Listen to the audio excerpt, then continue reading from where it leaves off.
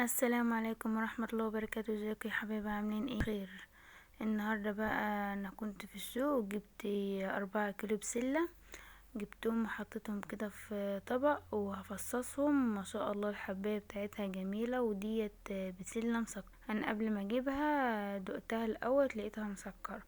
دلوقتي انا بفصصها وهحطها كده في الطبق اللي جنبي التاني.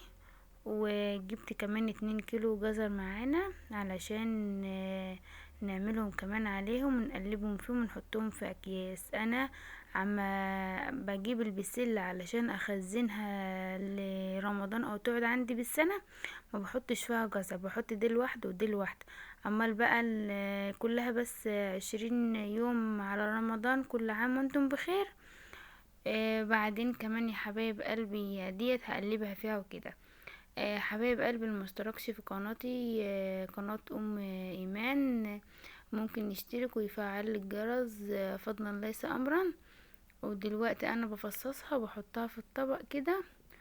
وكمان انا كنت جايبه الجزر وغسلاه وسبته عما نشف وحطيته في كيس في التلاجة. وانا جبت دلوقتي الجزر بتاعنا هنقشره ونقطعه كده قطع صغيرة. وبعدين هناخدهم برضو ونقلبهم على البسلة. انا جبت الجزر بتاعنا وبقشره دلوقتي. لازم اشيل القشرة بتاعت الجزر علشان ما يكونش فيها اي حاجة وحشة، عشان ده بحطها على البسلة.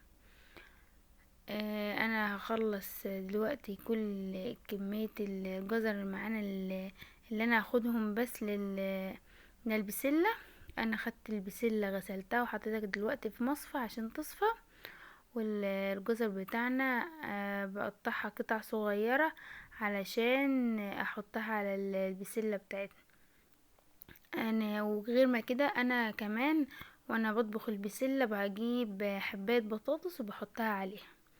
انا ما بخليش الجزر كتير في قلب البسلة، علشان بحط كمان بطاطس بيدي طعم وشكل حلو قوي في البسلة. انا الجزر بتاعنا اللي معانا ده كله تقطيع، وهناخدهم بقى نقلبهم كده في البسلة بتاعتنا حبايبي.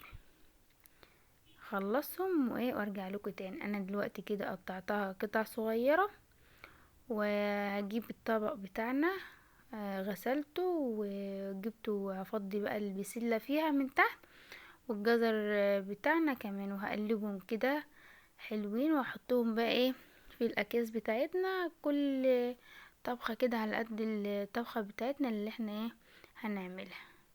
نقلبهم كده كويس عشان لو في جزر تحت وكده، عشان الجزر كله يكون في قلب البسلة، ما يكونش حبة فيه وحبة لا مش فيه. لازم يكون الجزر في قلب البسلة كلها. انا جبت اكياس بتاعتنا وهعمل على قد الطبخة بس اللي انا هستعملها وكده.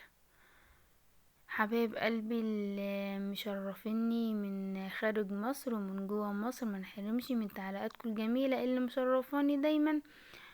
تسلمولي وما نحرمش منكم ابدا. انا دلوقتي هعمل الكيس بتاعتنا. وانا كده الحمد لله يعني البسلة ال4 كيلو مع الجزر انا واخدة كده قيمة نص كيلو جزر، عملوا معايا كده 5 طبخات. وقبل كده انا كنت كل سوق بجيب 2 كيلو اعملهم واحطهم برضو في الفريزر، يعني مش على قد ال5 طبخات دول يا حبايبي. تمام كده.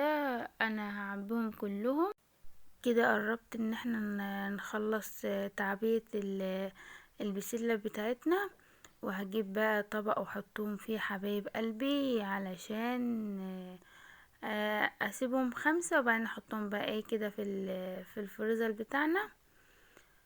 وكده يا حبايب قلبي الفيديو بتاعنا النهاردة خفيف كده، يعني ما عملناش اي حاجة الا جبنا البسلة وفصصناها وعملنا الجزر وقطعنا الجزر بتاعنا يا حبايب قلبي. وفيديو بتاعنا النهاردة الف سلام.